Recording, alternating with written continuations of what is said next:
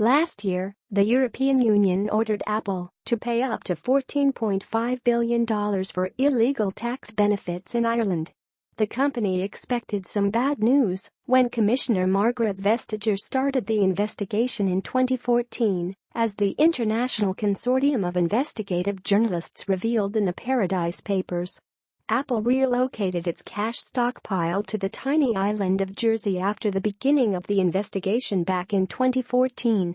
Jersey is located near the coast of Normandy. Only 100,000 people live there. More importantly, Jersey doesn't usually tax companies.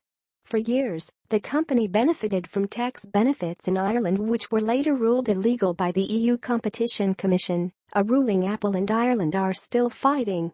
Like many multinational companies, Apple incorporated multiple companies in Ireland.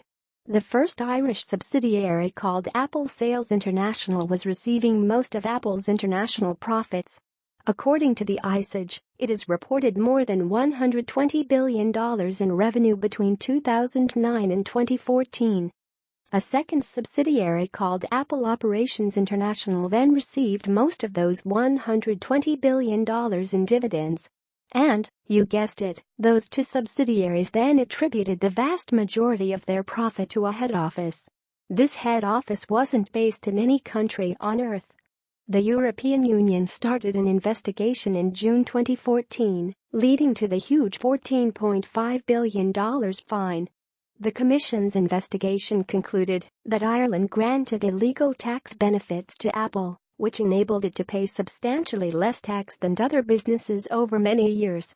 In fact, this selective treatment allowed Apple to pay an effective corporate tax rate of 1% on its European profits in 2003 down to 0.005% in 2014, Vestager wrote at the time.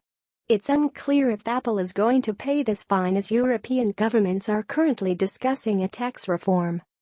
French Finance Minister Bruno Le Maire thinks tech companies should be taxed based on actual revenue in European countries instead of profit, as tech companies will always find a way to hide their profits. This tax avoidance structure was so popular among tech companies like Google and Facebook that it had a cute nickname, the Double Irish. Apple has continuously maintained that it complied with tax laws in Europe and the US, though it certainly took advantage of favorable tax laws in Ireland. Other European governments lobbied to put an end to the Double Irish back in 2014.